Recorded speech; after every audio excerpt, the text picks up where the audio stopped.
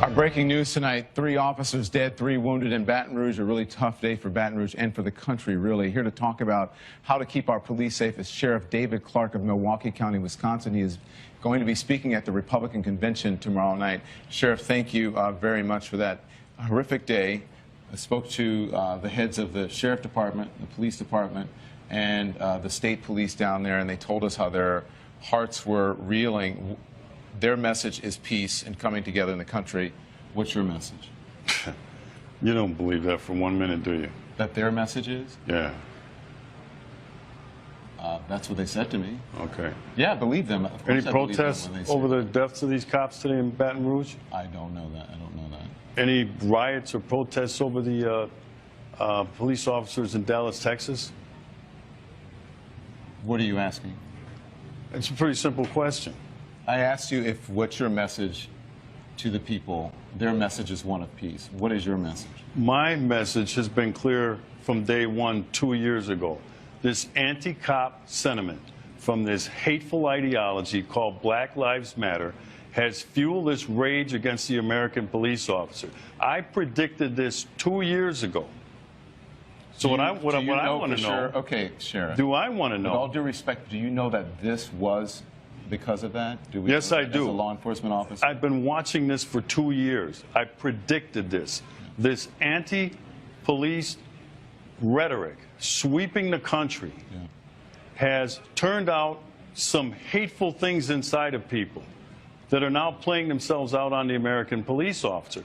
I want to know, with all of the black-on-black violence in the United States of America, by the way, when the tragedies happened in Louisiana and Minnesota, you know that 21 black people were murdered across the United States? Was there any reporting on that? There was a black officer who was killed today. But was there any reporting on that? Sheriff, please, let's just keep the volume down here.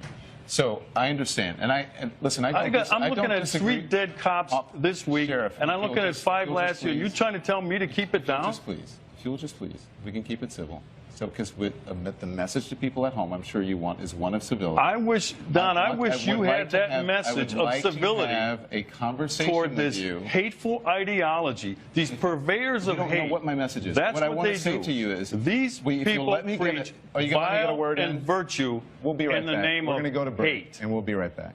Are you going to let me talk between you two? Back now live with Sheriff David Clarke of Milwaukee County, Wisconsin, and we're here live in Cleveland. Don't disagree with you about there's a narrative across the country that could be harming police officers, but we don't know right now, as someone who's in law enforcement, if that was the actual cause of it. Go ahead. Let me ask you this.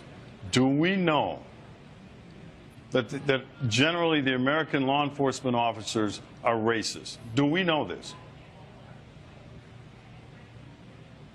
Go on. I ask a question.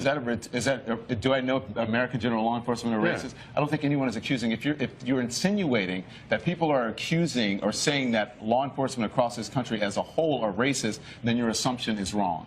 First of all, this whole anti-police rhetoric is based on a lie. There is no data, and you know this. There is no data, there is no research that proves any of that nonsense. None. You'd have to be more specific about what data and what nonsense you're talking about. That law enforcement officers treat black males different than white males in policing in these urban centers. There is data that supports There is not data. No. The president spoke about it. Cedric Alexander, who is a law enforcement officer. The president has been lying about it. He said it again the other day when he said black males are 2 times more likely to be shot by a law enforcement officer than white males. Don, that is a lie. That is not a lie. It is a lie. Yes. Show me. Research. Show me. The research that we have from the Washington Post. That the Washington Post debunked that nonsense. There's also research. He also said this, Don. There's also research. He continues. A Harvard professor that also showed that black people are treated more aggressively by police officers. No, you are wrong people. in your interpretation of that Harvard study, because I read the study. That's not what he said. He said he was surprised to find that in shootings of the most severe in shootings that he found no evidence that there was a difference.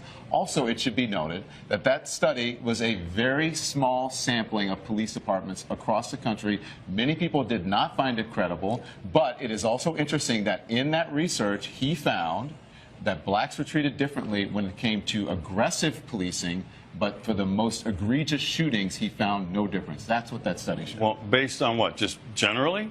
Are we talking about high crime areas? Are we talking about police officers being under attack? Because let's go back to where this whole thing started in Ferguson, Missouri. The lie was hands up, don't shoot. Lumping a whole bunch of things into one. If we can do one specific That's thing, where this whole phony movement started. It started out as hands up, don't shoot. You're talking about Black Lives Matter. Right. Okay. So if you want to, you would need to speak to someone who is a member of Black Lives Matter about whether they have perpetrated a fraud on the American people. That's up to Black Lives Matter. That's not me. I'm neither a member of Black Lives Matter, I'm neither a supporter or someone who doesn't support them. I simply report on Black Lives Matter. Do you condemn the anti-police rhetoric coming from this hateful ideology? As a journalist sitting here on television, I don't have to condemn anyone, anything. That is something that you should ask. Other people around the country, I condemn their jobs to condemn just that. like I condemn the hateful ideology out of groups like the KKK. All right? I condemn it. There is no place in American discourse for that sort of vile, vitriolic hate coming out of this ideology. This has fueled and fanned the flames of this anger toward the American police officer. There's only one group in America, one time, that truly cares about the lives of black people in these urban ghettos. And it's the American police officer who goes down there on a daily basis, puts their life on the line to protect who? Black people.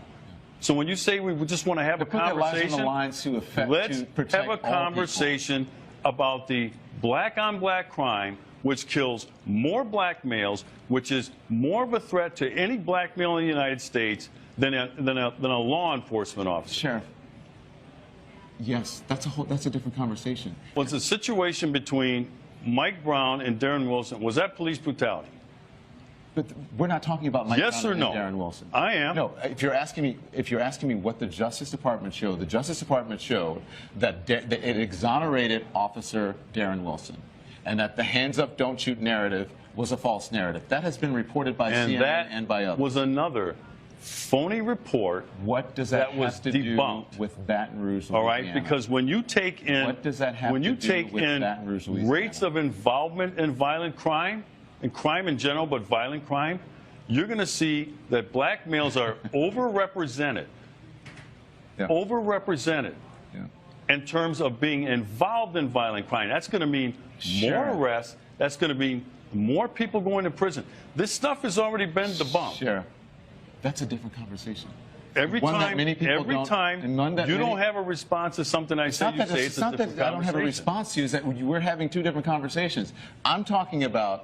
I'm asking the questions here. You're answering the questions by asking questions about some other subject that we're not discussing. We're talking about this hateful ideology called Black Lives Matter. You said you're not a member. You can't be a member. It's not an organization. There's no structure. That's what you're talking about. Listen, I understand, and it is a hateful ideology. I understand it's a very stressful time for you. These individuals. And Sheriff, we appreciate you coming on. They preach vile and vitriol in the name of virtue. Thank you, Sheriff. We appreciate it. We understand it's a very tough time for you. We'll be right back.